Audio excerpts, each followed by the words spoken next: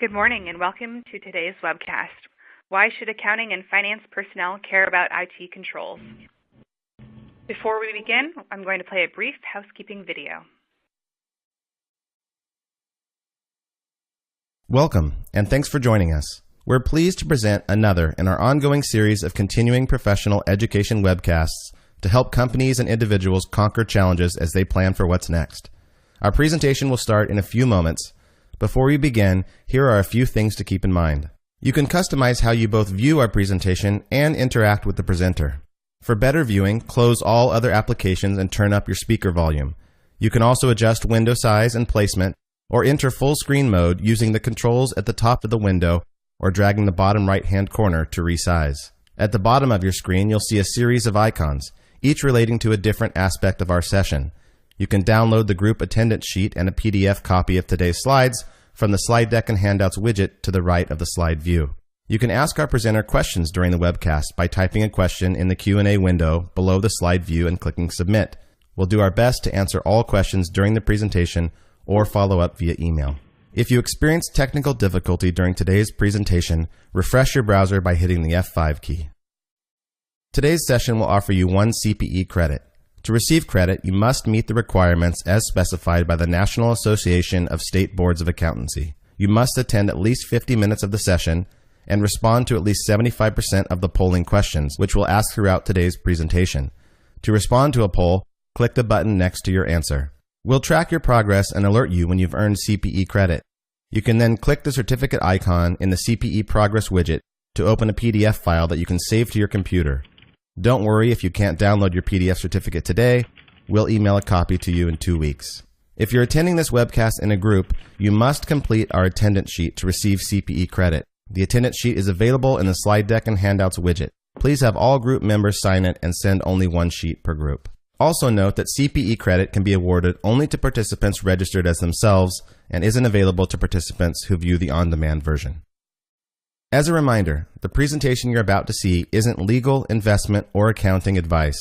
We encourage you to seek the counsel of a professional service provider to apply this content to your specific circumstances.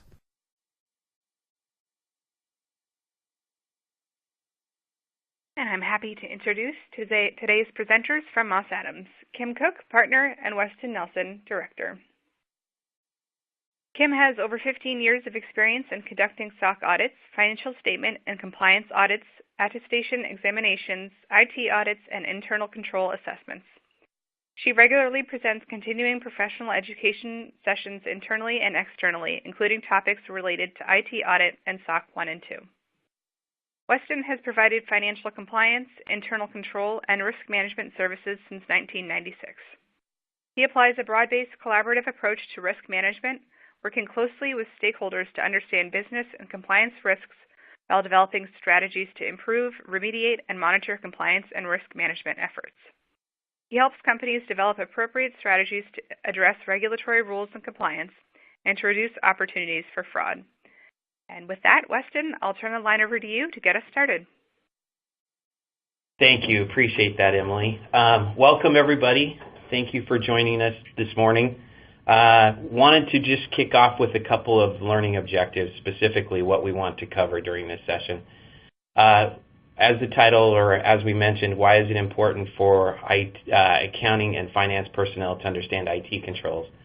I think this is one area in particular that both Kim and I are very passionate about and enjoy talking about as well. But helping individuals, specifically those in the finance function, understand the IT controls is pretty much a requirement nowadays, and we'll go through the specifics. And so what we want to do today is take you through, at a high level, help you understand a lot of the risks as it relates to the IT environment, where some of those risks can more directly impact the financial statements, specifically define and talk about key controls and activities related to the various domains in the IT world as it relates to change management, security, system development, and operations.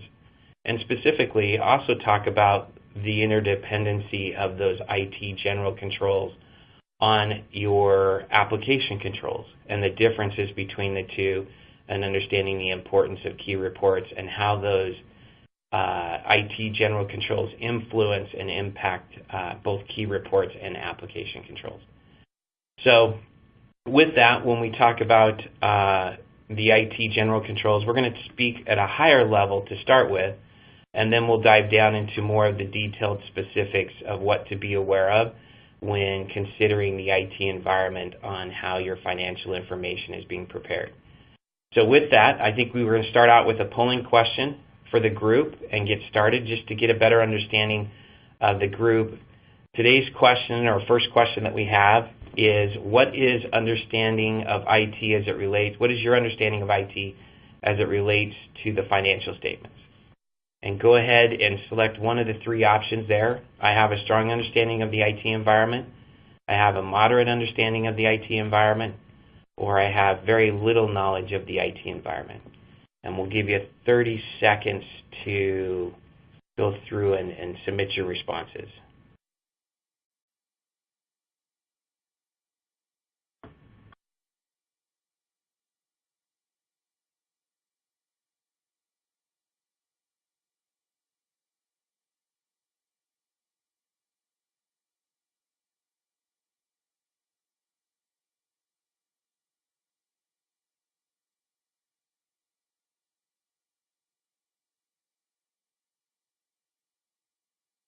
Okay, 5 more seconds and then we'll close down the poll.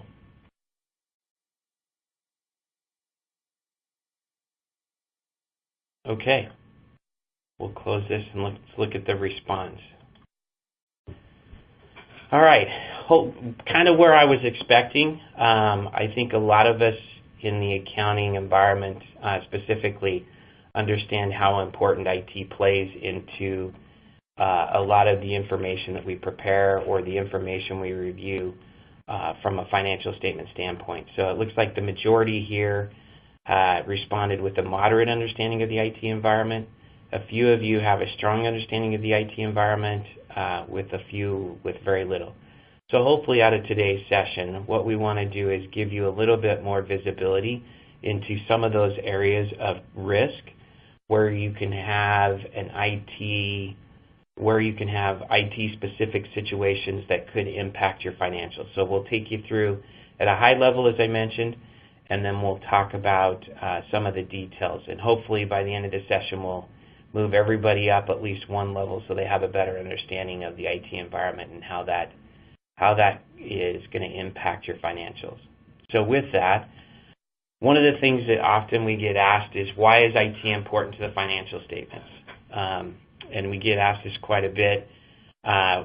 Specifically, when you look at the world today, it's incredibly difficult to take any organization and say that there's not some level of extensive use of technology or some level of involvement of technology where the company is leveraging information in a different way. They're relying on their system produce timely shipping reports. They're using the information internally to run the business in a more efficient and effective way. And this leads to a lot of the integration and knowledge. And when you talk about the financial preparation, nowadays, most of the applications that organizations are using, those controls or IT elements that we're going to talk about today are so embedded into those applications that it's important to be able to pull that information out and know where you potentially have risks as it relates to your financials. Specifically, when you look at key reports, when you look at automated controls, and understanding how the IT environment can positively and negatively impact those two elements is really critical in providing the integrity and reliance on the information that's being produced by those applications. Another thing that we'll talk a little bit about is the more that you understand your IT environment, the more efficient and effective your production of your financial statements can become. It also helps with aligning and streamlining your key controls as you go through the process. So to talk about this at a high level, I like to think about it in terms of the house and why IT is important. All elements, when you think about IT I view IT as the foundation for the house.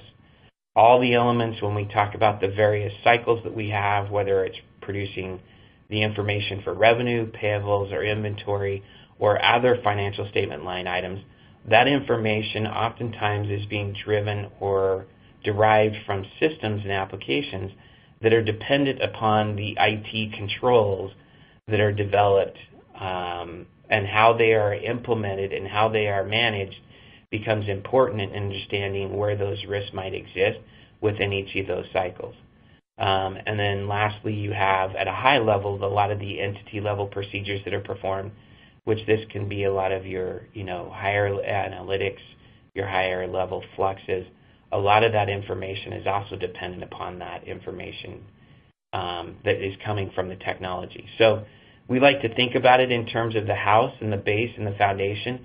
Knowing that you've got a strong foundation enables you to place more assurance and reliance on those processes, and more specifically be able to address those application controls and key reports and the information that is being produced.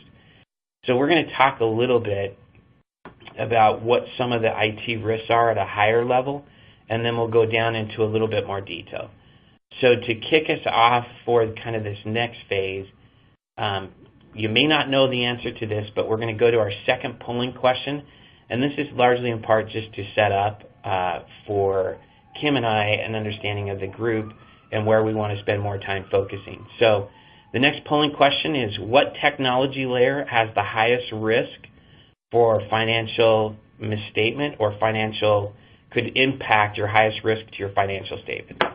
So when you think about this, option A is the network, option B is operating system, option C is the database, and option D is the application. So I'll give you 30 seconds there to respond.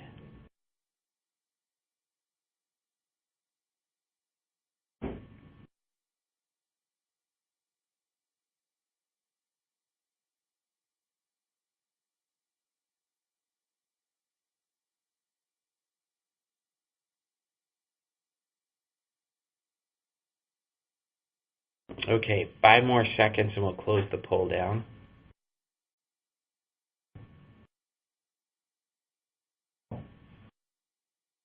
Okay, let's go to the results. So, good. This is a good. I like this mix. This will be a good conversation for discussion as we go through this. So, it looks like 23% responded with network, 13% responded with the operating system, with 38% on the database, and 25% at the application layer. So what we're going to do, and what might be a little bit of a surprise to some of you as we go through this, is take a look at these. When we look at risk, we look at it, when I evaluate risk, we evaluate it based on kind of a bullseye concept, with the application and the database being pretty close to each other and very similar and at the center of this bullseye, and then the operating system and network being a little bit further out. When we consider risk, the most direct layer that could have the most direct impact to your financial statements, if you think about it, is really at the application layer. If you've set up security with the close second on the database, if you've set up security, and I'll talk about these in just a minute, but if you set up security at the application layer and you set up some of your IT general controls, and those controls aren't operating or designed, or those activities aren't performing as intended, you can increase your risk if at the application layer they're not fully understood. And what I mean by that is, if you take security, for example, if we inappropriately provision someone to the application, that individual now has the ability to produce transactions. Those transactions have a direct correlating response to your financial statement line items. And so the other side of this too, when you think about it from a fraud perspective, at the application layer is where a lot of that occurs, understanding who has the ability to create a vendor, authorize a PO, authorize an invoice, process payments. If an individual has the ability to perform all those activities and functions because they've been granted within an access, that can have a very direct impact on your financial statements. Same thing at a database level. If you've given end users the ability to make direct data changes through various connections into the database itself, then you're introducing direct financial potential for direct financial misstatements as a relation to that. So when we think about risk as it relates to IT, the real focus from an IT environment is considering how well controlled the application and the database are, and then moving out on that ring and looking at the operating system and network. And I think it's important, and we'll talk about each of these and why they can have an impact, specifically at the application layer when we talk about the various domains here in a minute. So really important for individuals, specifically in a finance and accounting role, to understand what is that risk related to those various technologies as I'm considering my financial statement preparation, understanding who can do what and where those risks exist becomes really a key factor. So how do we look at this? Oftentimes when we look at this, you'll hear the concept of IT general controls or IT general overview. This concept is where, in theory, you're kind of breaking it out into 4 primary areas. We look at how changes are made and authorized. We look at security, and we understand how system levels are managed. And we look at it in terms of that technology layer that we just went through. We look at it from an application, a database, and an infrastructure component standpoint. And we go through each of those things. And we talk about them in relation to 4 IT domains, which we'll talk about in just a minute: system development lifecycle, change management, security, and operations. The order by which we've listed these and degree of importance to the financial is on purpose. When you think about the domains and what occurs within the IT environment, system development lifecycle is where you would have a large-scale impact to a lot of your financial statement line items. This could be a new system that you're implementing. It could be a major upgrade. It can impact various areas that we'll talk about in detail here in a minute. Change management is a close second in terms of its degree of importance to the financial statement. This is where you're managing your day-to-day changes. And then followed closely with security. This is where you're driving your user provisioning, your segregation of duties. You're looking at configuration within the system to prevent individuals from processing transactions, unauthorized transactions. And then lastly, we look at computer operations. And so the focus there is primarily on your backups and batch processing, as well as making sure that you've got an ability to restore information when it's needed. So with that, I will turn the time over to Kim, and we'll walk through each of these areas in a little bit more detail. Perfect. Thank you, Weston. So as Weston mentioned, I'm now going to go through each of those areas in more detail. I'm going to spend time talking about when controls in each of these areas are important. Some of them are important on a day-to-day basis, and some of them are important depending on what you're doing at the organization. I'm then going to talk about what types of controls fall into each of these areas to help familiarize yourself with what are these IT general controls we're talking about. And then I'm going to talk about why it's important to have these IT general controls in place by talking about what could go wrong if you don't have these controls in place. And then later in the presentation, we're going to make sure you understand as IT or as accounting and finance personnel what your role should be in each of these areas. Because I think it's easy to say, oh, these are IT controls, IT has this handled, but really you want your financial statements to be complete and accurate, and so there's certain controls that really as finance and accounting personnel that you need to be doing that might seem more like an IT control. So for system development lifecycle, one of the things here is you hear the word system development and you might think, oh, we don't build our own systems, we buy things off the shelf or we use hosted third-party systems. But this applies not to just if you're doing a customized system, but to really whenever you're getting a new system, maybe you want to add you've done stuff in spreadsheets for fixed assets or contributions, and so you decide to get a new fixed asset system or an actual fixed asset system or an actual contribution system. That would be something that falls in system development. It could also be that your organization has grown a lot over the last few years, and your current accounting system really needs to grow and change with you, and so you're going to implement a new ERP system. And then another example would be just upgrades. There might be something like there's an annual upgrade for your system, or every few years there's an upgrade, and depending on what's being done for that upgrade, it's something that could be considered system development. If there's significant changes that are going to be introduced with that upgrade, then it really also falls in system development. So those are when these controls apply. And so for some of you, maybe these have very rarely apply, or you've never had to go through system development controls. And for others of you, you've probably experienced some large system implementations, and you know that this can be something that takes a couple of years to implement, where it can be very time-consuming, but you probably also understand how important it is to get this right. This is something where you don't want to screw up on these controls, because if your system implementation or transition to a new system doesn't go well, it's a long haul of trying to figure things out and trying to fix it on the back end. So some controls that fall in this area is user acceptance of testing is super important. And this is where you as accounting and finance personnel are actually helping to test that system before it's in a go-live environment to make sure that it's functioning like you expect. You would test transactions, you would produce reports, you'd reconcile those reports, making sure you're getting the right numbers, you'd look at the data and how it's being converted, really testing out the system before you're implementing it.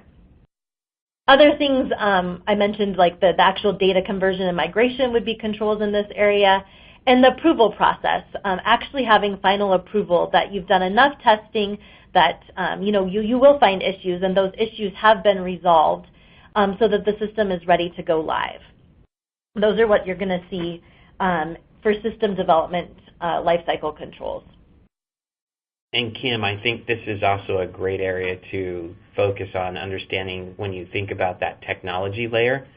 A lot of times thinking about it too, understanding how information is coming from other systems and making sure that there's enough testing done of the end-to-end transaction. I know I've had a number of situations where there's information that when we test, we do the testing with just in that application, and we didn't consider how that information was coming from other source systems. So something to be aware of as well when you're doing your user acceptance testing.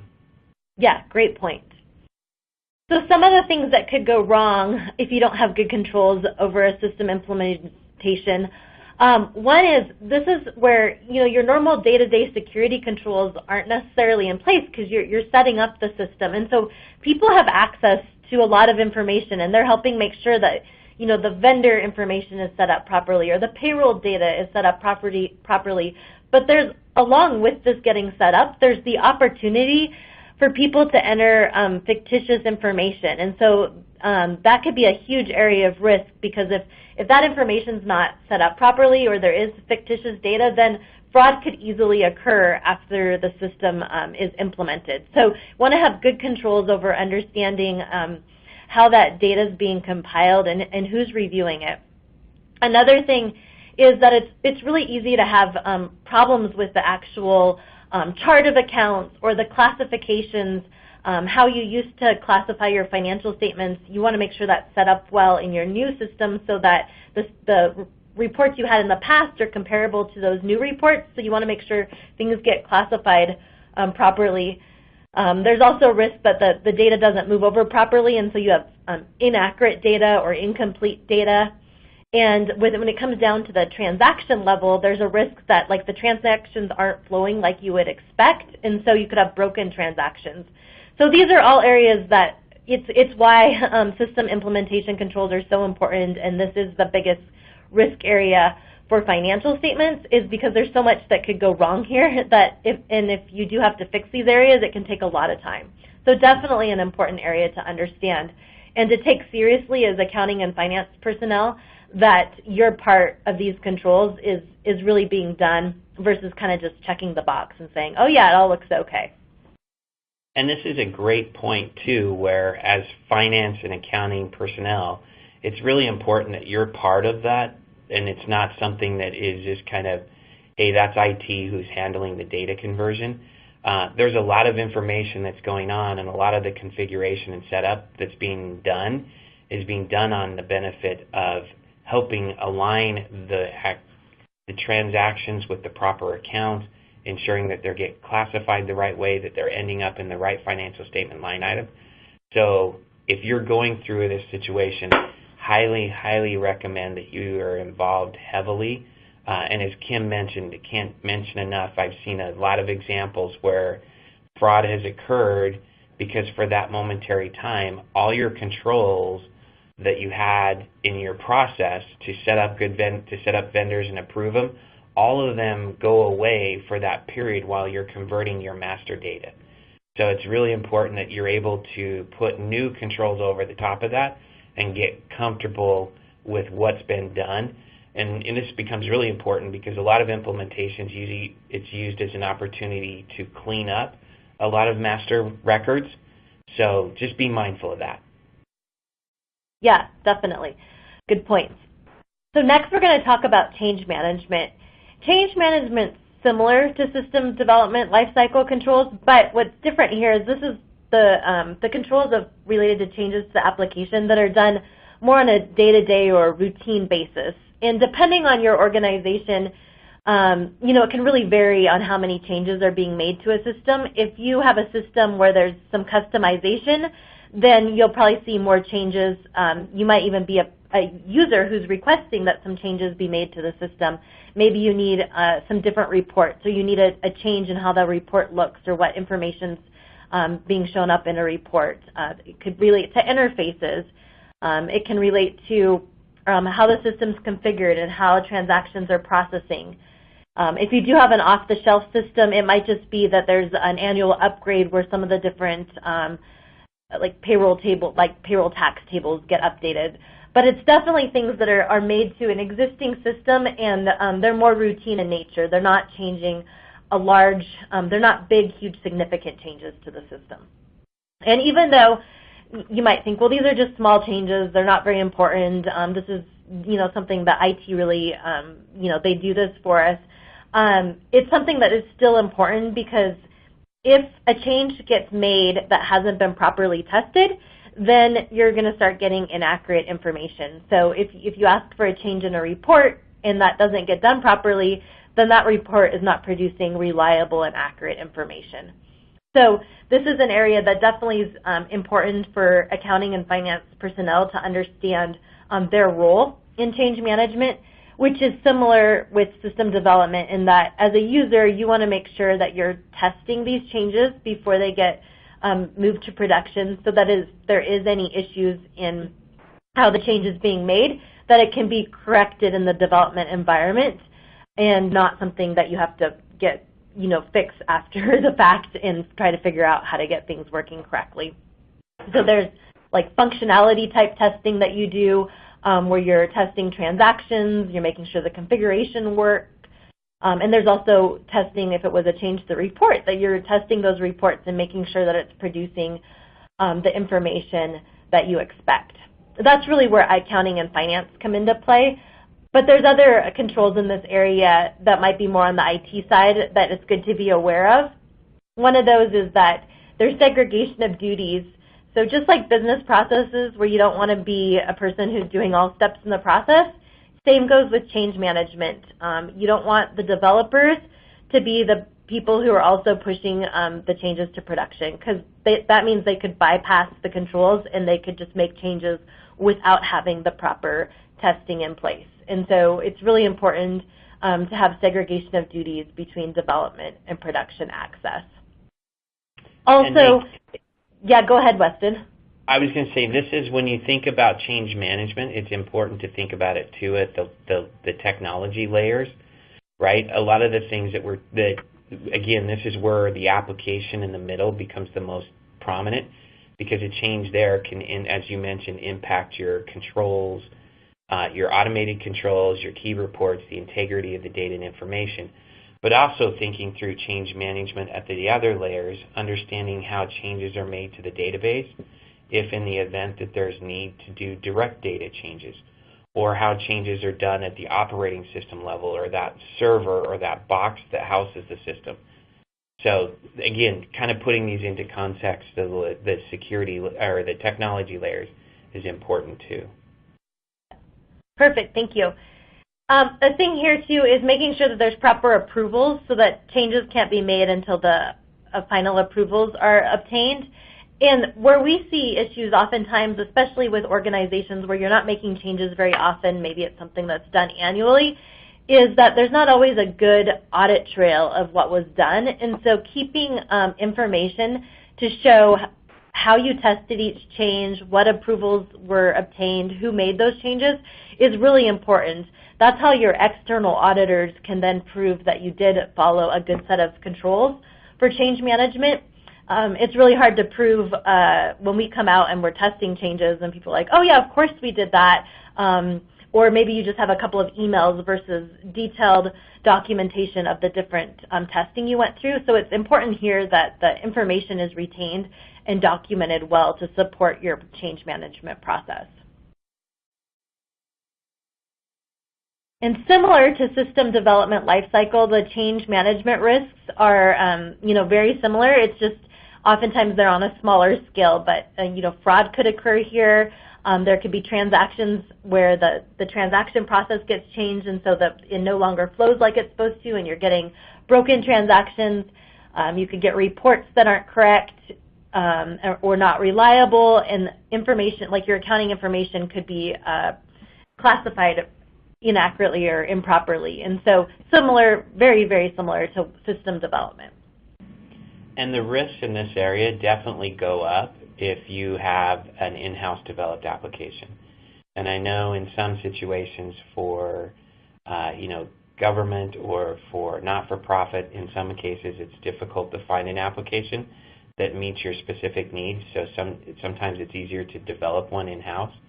That's where it becomes really important in understanding. And I've had been and seen examples where through that change management process, individuals had access to production and were actually able to hard code changes into the application. And specifically this one instance, the individual hard coded his ID into the application so that when eventually he did decide to leave the company, when they went to remove his access from that system or from the network, because that account wasn't active, the application stopped working. So just be mindful. It becomes really important here to know all of these controls, specifically if you've got an in-house developed environment, understand those risks where you've got an in-house application.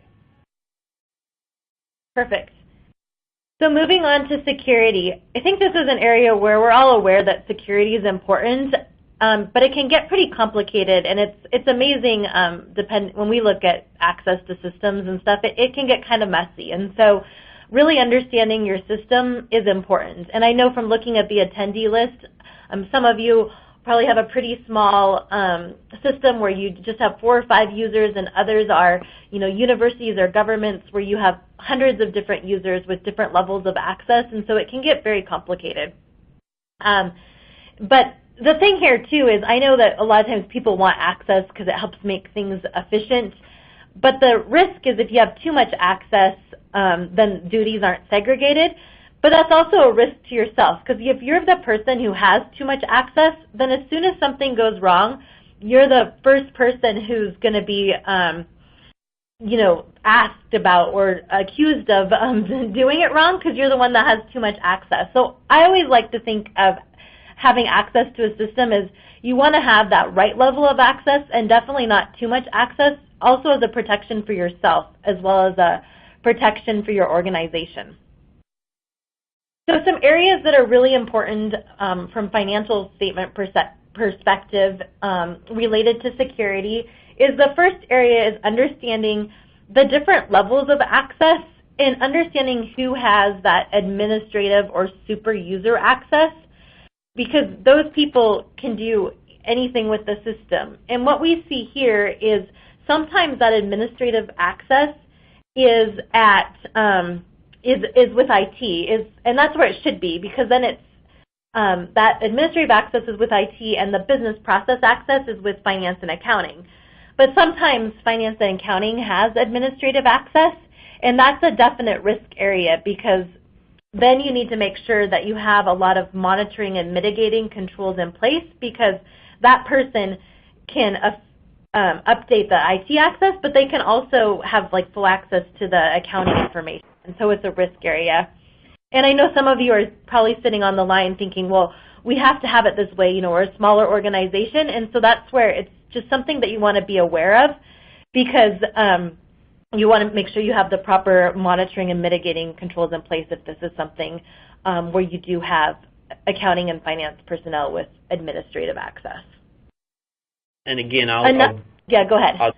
Sorry to keep jumping in here. I keep kind of putting this back on the technology layer.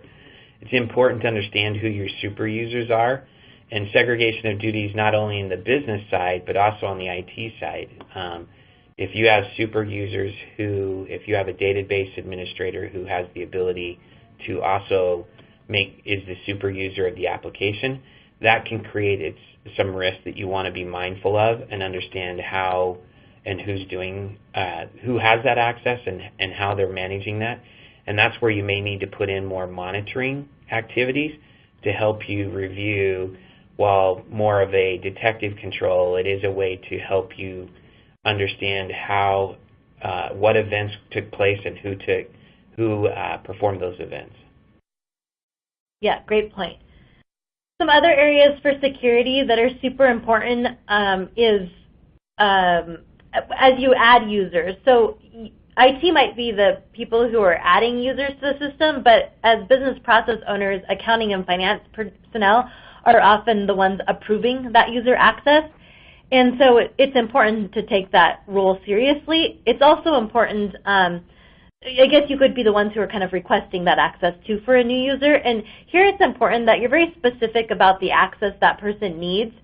It's difficult if you say, oh, just give this person the same level of access as so-and-so, because there's risk there that that person that you want the access to be the same for, that they don't really have the access you think they have, and they might have more access. So it's really important when you're granting new access that you're being very specific in what the actual access that they need. Also in this area is making sure that access gets terminated. And it seems like that should be pretty simple, but a lot of times, there's a lot of different financial statement systems that you have, and there's different people who remove the access for those different applications and the different levels of technology. And so there has to be good controls in place to make sure that those requests for terminating access get to all the right people. And this is where we definitely see breakdown in controls. There might be really good processes in removing like the network layer or the Active Directory access, but after that it might fall apart in really making sure that access to the ERP or accounting system got removed, access to maybe the contribution system got removed, access to payroll got removed, because there's so many different systems. So those are different things that need to be considered when we're thinking about the security of the system.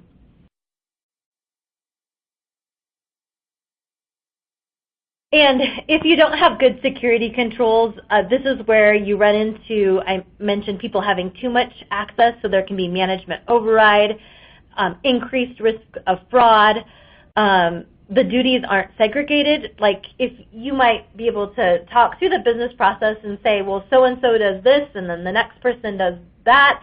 And as you talk through the process, the intent might be that all the duties are segregated. But if you actually go look at the system, if the segregation is not also in the system, then duties aren't really segregated like you think. And so that's where making sure that how you expect a business process to flow and how you expect to divide those responsibilities, that the systems supporting those responsibilities are also set up the same way.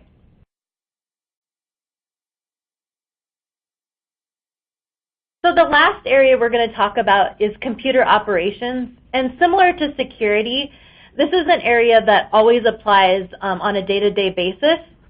Different things that are covered here is like batch processing and interfaces, backups of data, restoration of data, and also more and more organizations are using third-party service providers for systems. So this is where you're not hosting the system internally, but you're having a third party host a system, or you could refer to as software as a service.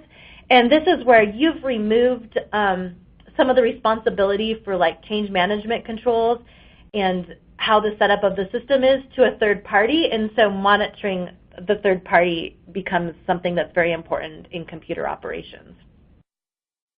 Some things that are important here is, one, you might not be, you're probably definitely not the people as accounting and finance personnel that are responsible for backing up the data, but you definitely want to make sure that those controls are in place, because you're the ones who would feel the loss if data was not backed up and you needed that data. The second part that we see often is that data is being backed up, but that there's not good processes over periodically making sure that data can be restored. And so you don't want to come into a situation where the practicing of restoring data is a live scenario where you've lost data and you need it back. And so it's good to understand how your IT personnel are making sure that they could actually restore data. Another thing that's super important here, as companies move to more and more systems being hosted by a third party, is making sure that you take the time to understand the controls in place at that third party. You should be asking for a SOC report, or you might also have heard this being called an SSAE 16, or even several years ago it was called a SAS 70 report.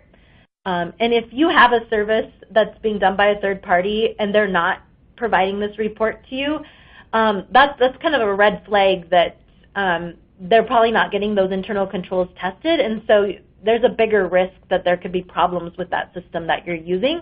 So you definitely want to be putting pressure on them to get a SOC report, and it's more than just getting that SOC report. Then you want to take the time to actually review that report. And this is something where we could spend a lot of time going into how to review that report, but I hope a takeaway today is that you're making sure that you're requesting that report and taking time to understand it.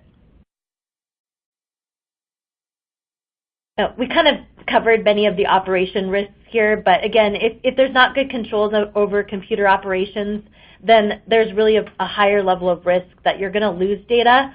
You might have incomplete data, or if you actually do lose data, that it can't be restored. And so that's a difficult place to be in. So those are the 4 areas that are really important to understand, and that those really create the basis of IT controls that then the financial statements are relying on. So now we're going to turn it over to our third polling question. The question is, what IT domain has the highest degree of importance to the financial statements?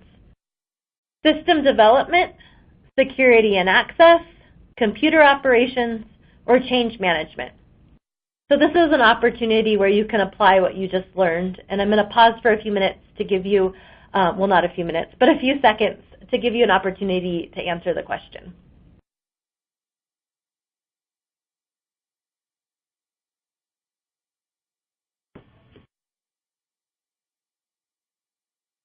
Okay, I'm going to give it 5 more seconds, and then I'm going to look at the polling results.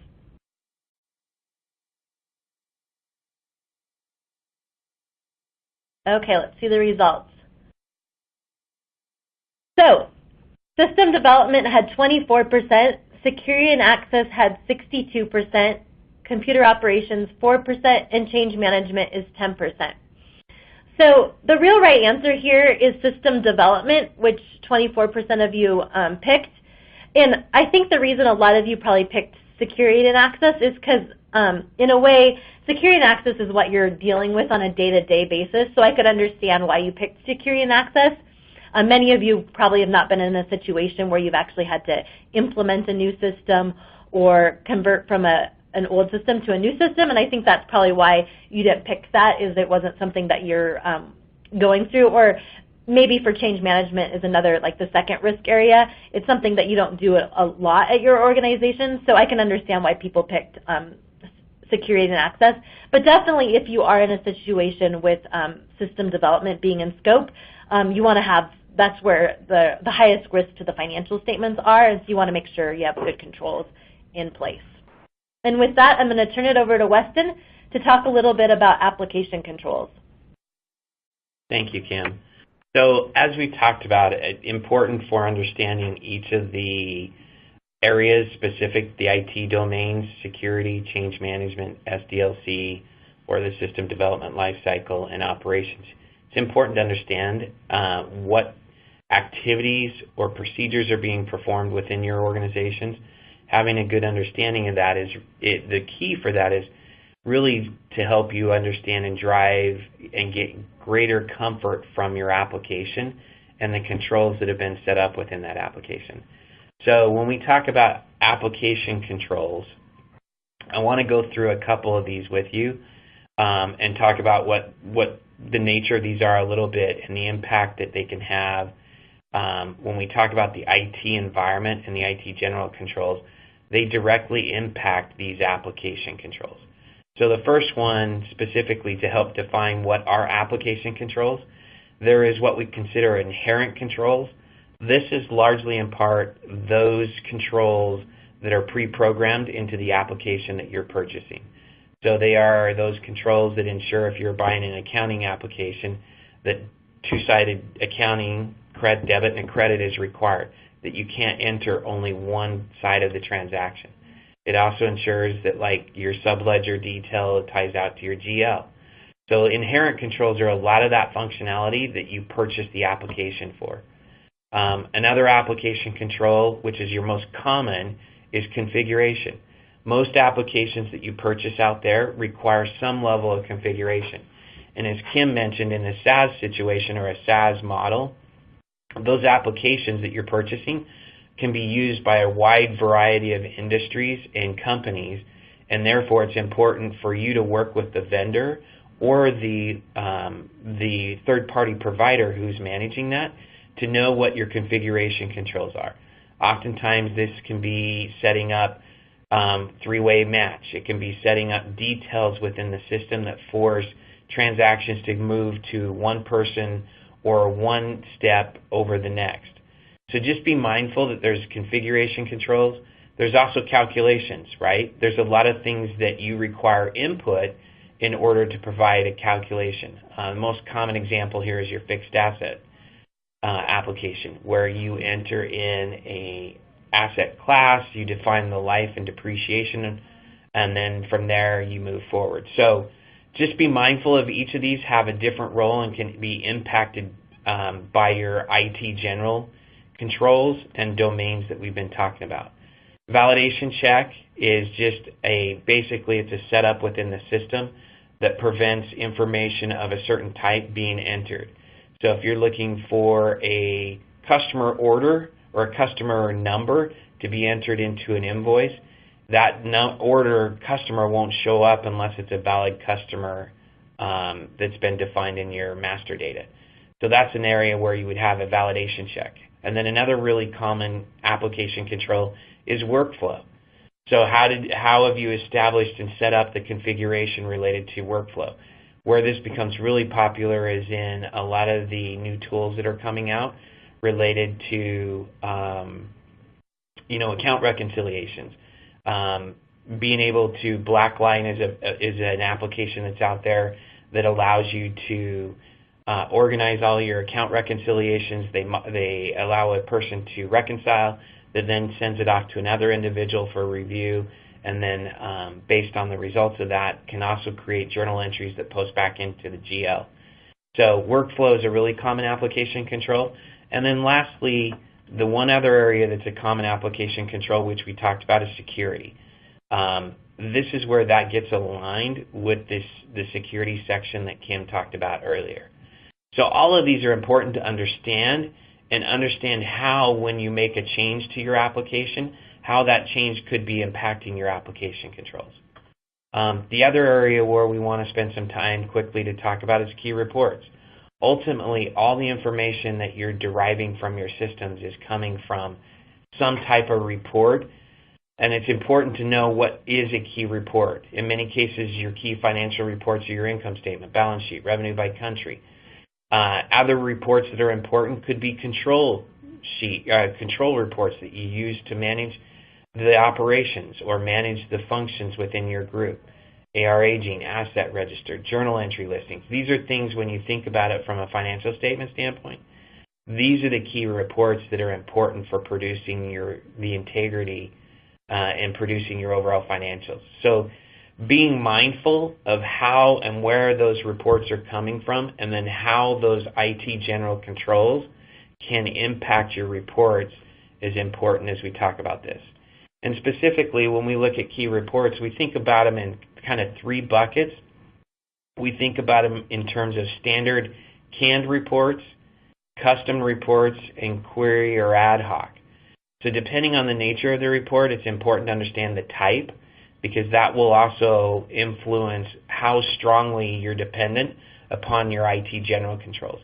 For example, standard and canned reports and custom reports rely heavily on your IT GCs, while a query or an ad hoc report is less dependent upon the IT general controls. So just be mindful of the type of report, which will have an impact on how you do your testing and how you get comfortable with completeness and accuracy. I know that for many of us, there's a lot of terms out there today, and a lot of regulatory agencies are looking at how we get comfortable and how accounting teams and finance teams are comfortable with the information that's being prepared by your organization, and how those reports can be tied to your general controls to ensure the highest level of comfort and assurance in the integrity of the information being produced and reported. So moving on, I'll turn it back over to Kim to wrap up the session. Great. So now that we've talked a lot about the different IT general controls that are important for financial systems, I just want to summarize where accounting and finance should focus their time in each of these areas. So for system development, this is where you're definitely going to be involved. You want to make sure you're helping develop the requirements of the system, that you're involved in helping select the system, that you're participating in the testing of the system, and that you're making sure the data gets converted properly. For change management, similar, you definitely want to make sure that you're involved in testing out the changes. If it's like processing changes or financial reports, you want to be looking at all of those. For security and access, you want to be the ones approving the access, because you know how the duties should be segregated in the system. You also want to be reviewing that access. So periodically, sometimes quarterly, or depending on the size of the organization, it might be okay to do it annually, but you want to get a report from the system that shows who has access and make sure that that access is appropriate, that there's not terminated employees with access, and this is a really important control. And then you also want to make sure that the duties within the system are properly segregated. And then for computer operations, this is where if you are using a third party, that you want to get the SOC report. It could be a combination of IT and accounting and finance reviewing this report, but you definitely want to make sure you know who's doing what, and you want to review that report. You also want to know that your data could be restored. So you won't be the ones completing the data restoration, but you want to make sure your IT department is periodically testing this. And you might have some responsibility of monitoring batch processing and identifying if there's any errors. So those are just, in a nutshell, things to be focused on for accounting and finance personnel as it relates to IT. We're now going to switch to our last polling question, and then we'll go to questions from the audience. So the last polling question is, after listening to the webcast, which IT controls do you want to better understand at your organization? Do you want to better understand user acceptance testing for change management, user access reviews for the accounting or ERP system, Do you want to better understand the provisioning and deprovisioning process for user access?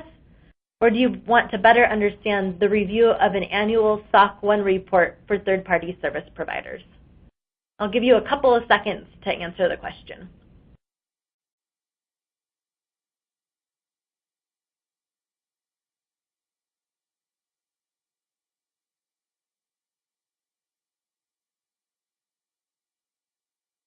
Okay, I'm going to close the poll in 3 seconds.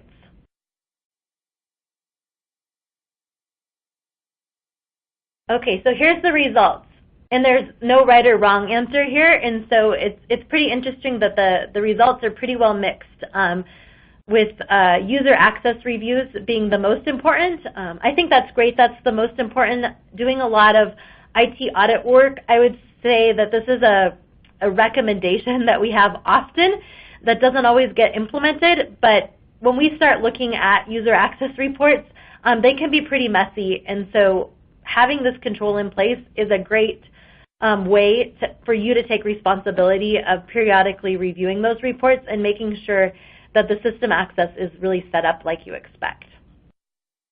Second place is the SOC reports, and I agree, this is another area where as more and more organizations are moving to third-party environments, you definitely want to be reviewing those SOC reports. I'm now going to turn it over to Emily to see if we have any questions from the audience. All right, thank you, Kim. We do have a couple minutes here for Q&A. If you have a question for either of our presenters, you can enter that in the Q&A window and hit submit. Our first question is, do you have a recommended span of time for use of a shadow system to verify data? I can take that one, Emily. I think it's a good question. I think when we talk about shadow data, I think a lot of times that can be marked or can be analogous to parallel testing, where you have your legacy environment that you run in parallel for a while to help as part of the process to verify data. That can be a very strong process to do. There isn't a set time to do, there isn't a set duration per se that I've come across. It really just depends on the nature of the application, the environment that you're in. The challenge sometimes, though, is a lot of organizations don't have the ability to run two applications in parallel or shadow one platform over another for a period of time. So if you do have that situation, I think it's really dependent upon how much comfort you're trying to derive from the information of the new system. Ideally, you want to run it long enough to verify that the transactions are processing correctly, the key reports that you're producing are producing accurate information, and that they are all in a position to reconcile and tie out. Great. Thank you. We probably have time for one more. How do you handle the admin versus process access on cloud applications? Generally speaking, our IT area does not get involved with the cloud applications. They're more infrastructure. I can take a stab at this, Kim, or do you want to drive? Yeah, go for it. You start. I'll start. I think this is a great question where the admin function, when you're outsourcing through a third-party provider, that admin function becomes the responsibility of the provider. I think that's where it becomes really critical to know that you can get some kind of SOC report so that you have an understanding of how that environment is being managed. If you are not able to get a SOC report, I would encourage you to get a right to audit, where you could go in and look at that environment and making sure that how that third-party provider is managing those more sensitive areas is done in a way that you're comfortable with. And that becomes really important when you're hosting information out there by multiple customers. You just want to know that there's a strong environment there, that your information is managed and protected properly. I think that sums it up well, Weston. I know we're right at the end of our time. All right, and that is true. We are right at the top of the hour. If we didn't have a chance to answer your question today, we will do our best to follow up with you After the webcast, if you have any questions that come up later, you can reach out directly to Weston or Kim. And their contact information is on the screen now. And thank you, Kim and Weston, for a great presentation today. As a reminder, if you attended today's presentation in a group and would like to receive CPE credit, you must complete the group attendance sheet, which is in the slide deck and handouts icon to the right of the slide view.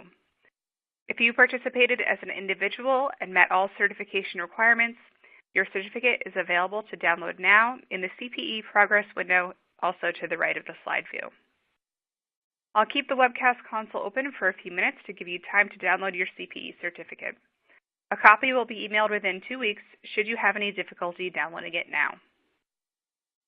Here is a link to an online survey where you can provide feedback for today's presentation. Please take a moment to complete this survey as your feedback is very important to us. And thank you for joining us, and we hope you'll join us again next time.